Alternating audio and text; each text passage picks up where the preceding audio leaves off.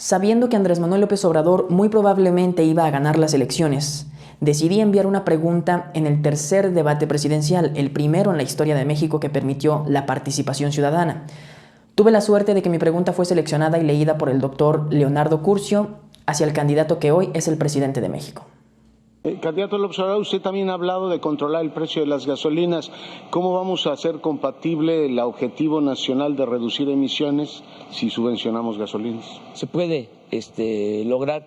La gasolina en México es más cara que en Estados Unidos porque en México desde hace 40 años no se hace una nueva refinería. Entonces vamos nosotros a rehabilitar las 6 refinerías que tenemos, vamos a construir una gran refinería, nos va a alcanzar el recurso. La impresión que tuve fue que tal vez el presidente se había olvidado del Acuerdo de París, o que probablemente la ecología no era su fuerte, o que tal vez sí quería ser ecológico, pero no era lo más importante para él. Cualquiera de las anteriores me parecía muy preocupante. Sin embargo, el entonces candidato, respondió de la mejor manera a mi pregunta, políticamente hablando. Es que vamos también a fomentar la generación de energía con recursos renovables. Firmamos el Acuerdo de París en el año 2016. En él nos comprometimos a ir reduciendo gradualmente el uso de los combustibles fósiles para lograr, a más tardar en el año 2050, una emisión de contaminantes a la atmósfera de 0 y de ir frenando de inmediato el calentamiento global. Han pasado 4 años. ¿Qué hemos hecho en América? Los invito a ver lo siguiente.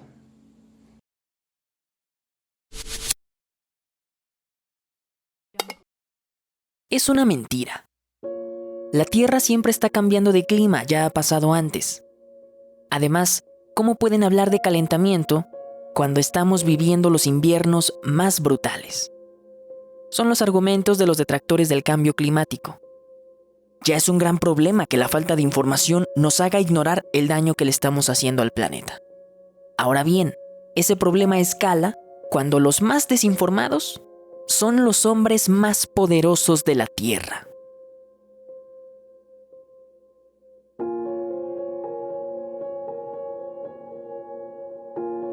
En el 97, las naciones se reunieron en la ciudad de Kioto, Japón.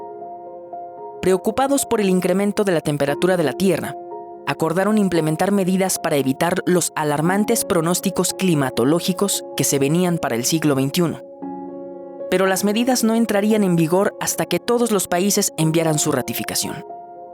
Esto es, que los presidentes regresaran a sus países, le presentaran la iniciativa a sus congresos y todos de común acuerdo aceptaran participar. Llegó el siglo XXI y solo 40 países lo habían hecho.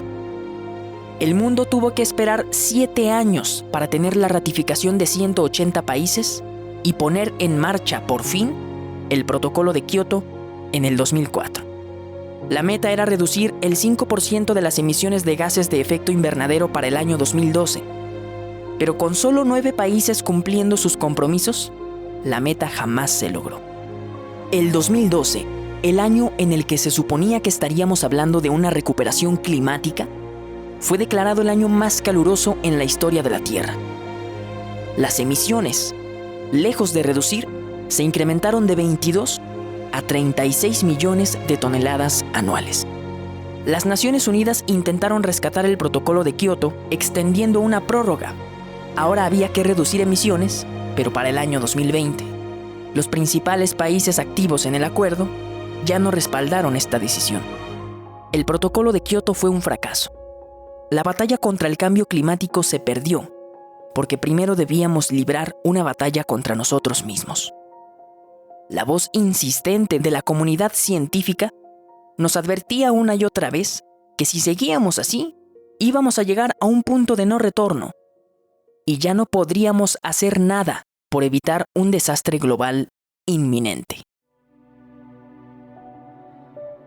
Decidimos hacer un segundo intento.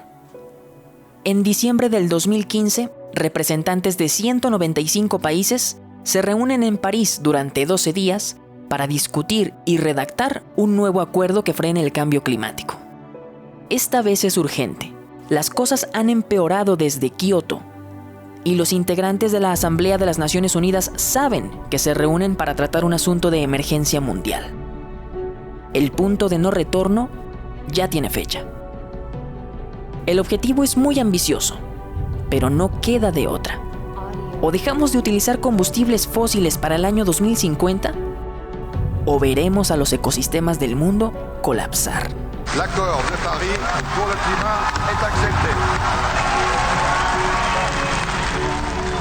Es la cumbre más grande de la historia. Por primera vez todos los países estuvieron de acuerdo. Había que hacer mucho más y hacerlo ya. Como se dice en Alcohólicos Anónimos, el primer paso es aceptar que se tiene un problema. Así que todos celebramos ese paso, aunque no por mucho tiempo. Juro solemnemente que 4 meses después de asumir la presidencia, Trump tira por la borda los esfuerzos del mundo. A partir de hoy, Estados Unidos dejará de implementar el no vinculante Acuerdo de París y las severas cargas financieras y económicas que el acuerdo impone a nuestro país. Los motivos quedan claros. Para Trump es más importante la economía estadounidense, así que no estuvo dispuesto a poner restricciones a la industria contaminante de Estados Unidos por algo que él considera un invento para golpear a su nación. Definitivamente necesitamos a Estados Unidos de nuestro lado si queremos combatir el cambio climático, debido a que es uno de los países que más contaminan junto con China. Entonces, sin Estados Unidos o sin China, de hecho también, nuestros esfuerzos, si bien son importantes, no son comparables. La energía eléctrica de Estados Unidos proviene del carbón y del gas natural en un 66%, de la energía nuclear en un 20%. Solo el 6% de la energía proviene de presas hidroeléctricas y el 7% de energías renovables como el aire y el sol. Los compromisos de Estados Unidos eran invertir estos valores y posicionar a las energías renovables como las principales abastecedoras de electricidad. 1.3 millones de toneladas de dióxido de carbono menos en la atmósfera. Hubiera sido de gran ayuda la participación de Estados Unidos. Creo que Donald Trump, como la mayoría de los negacionistas del cambio climático, tienen información, pero bueno, al no creer, no le dan el peso que tiene, y sobre todo creo que no tienen una idea de qué tanto va a afectar nuestras vidas. Evidentemente también lo hacen porque hay intereses económicos y no les conviene informarse más y no les conviene creerlo. La evidencia está aquí y está sucediendo todos los días. Tal vez nos hemos acostumbrado a escuchar las mismas noticias, pero esto no es normal.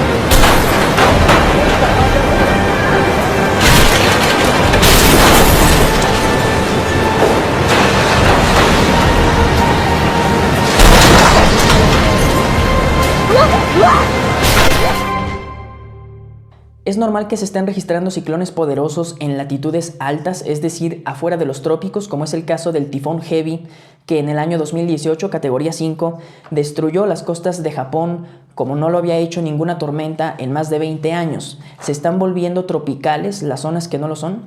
Esa pregunta es bastante interesante y de hecho es una de las cuestiones más evidentes de los últimos años, que en torno al calentamiento global está provocando que los desplazamientos de los ciclones tropicales sean más hacia el norte, más septentrionales. En el mes de enero del año 2020, la temperatura del mar registró 1.14 grados. Esta es la temperatura más alta registrada en el último siglo. ¿Puede ser este un indicador de que la temporada de huracanes del 2020 va a ser especialmente intensa? Hace aproximadamente una semana, el Colorado State University sacó su informe acerca del pronóstico para la temporada del año 2020. Efectivamente mencionan que que parte del aumento en la temperatura superficial del mar va a provocar que la temporada de ciclones tropicales esté ligeramente por encima del promedio histórico 1981-2010. ¿Por qué se está calentando el mar? ¿Por qué se está calentando el mar? Es el mismo principio que se utiliza para lo del cambio climático. Es decir, que aparentemente las actividades antropogénicas están provocando un aumento en la cantidad de dióxido de carbono contenido en nuestra atmósfera. Entonces el dióxido de carbono es un buen absorbente de la radiación que proviene desde la superficie terrestre. Entonces eso está provocando un calentamiento. Entonces si se calienta la superficie, pues el océano es parte también de nuestra superficie. No solamente consideramos a la Tierra como tal, como superficie, sino también la parte líquida.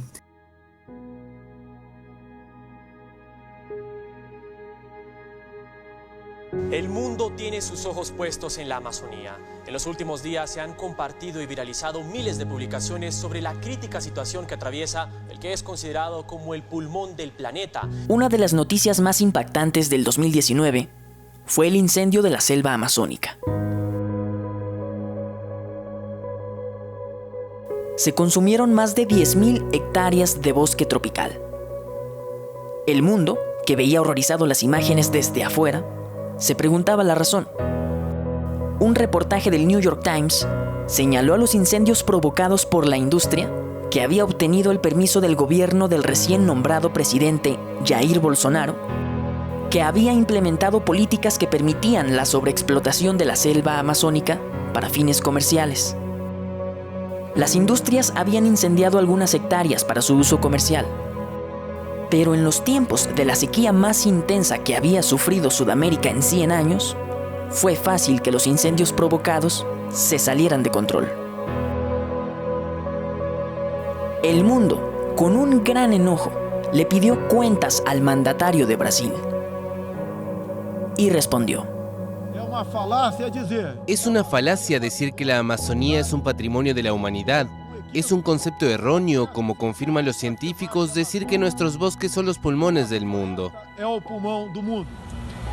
La responsabilidad es de los gobernantes y por lo tanto es de los ciudadanos, porque los ciudadanos pusieron a los gobernantes en donde están. Si bien los gobernantes y los tomadores de decisiones en general, las empresas, los que llamamos los grandes actores, son los que más pueden influir en este tipo en políticas públicas que regulen o acciones que puedan realmente generar un impacto mayor para disminuir el cambio climático. También es cierto que los ciudadanos de a pie, uno por uno, tienen acciones importantes y sobre todo es cierto que nosotros como actores políticos ponemos a las empresas donde están, pusimos a los gobernantes en donde están, entonces es crucial que cada quien tome responsabilidad y actúe en consecuencia. Vamos a conservar, a mantener, a fortalecer esta industria. En México, el presidente López Obrador ignora por completo que el país se comprometió a iniciar una transición hacia energías renovables y gasta $6,000 millones en la construcción de una nueva refinería petrolera para convertir a México en un país productor de gasolina. Por supuesto que el hecho de que México siga apostando por invertir en energías no renovables por encima de energías renovables, que además son más limpias y que se ha visto que también pueden suplir las necesidades energéticas de un país, habla de cómo este paradigma de que el petróleo nos va a salvar está tan arraigado en nuestras mentes. Las consecuencias, por supuesto, irán más allá de que no se cumplan con los acuerdos de París, sino que las consecuencias ambientales pueden ser catastróficas, no solo para el mundo entero, sino para México. Vamos a rehabilitar estas plantas y vamos a construir la nueva en Dos Bocas, Paraíso, Tabasco, para ser autosuficientes. Es una vergüenza que consumimos 800,000 barriles diarios de gasolinas y estamos comprando 600,000 barriles. Nada más producimos 200,000 barriles en el país. El propósito es que en el sexenio ya no compremos la gasolina, que se produzca. es nuestra realidad. Mientras los años pasan, mientras la naturaleza se aferra al equilibrio y nos da una última oportunidad, el país más contaminante seguirá contaminando. El que tiene el bosque más grande lo seguirá talando. Y México se prepara para vender gasolina justo cuando los demás se preparan para dejar de comprarla. En América viven el 60% de las especies de la Tierra. Nuestro Amazonas es el hábitat con mayor biodiversidad del mundo. Somos los más ricos de vida. Nuestro tesoro es nuestra biosfera y se está devaluando. Hay una crisis. 1 millón de especies están en peligro.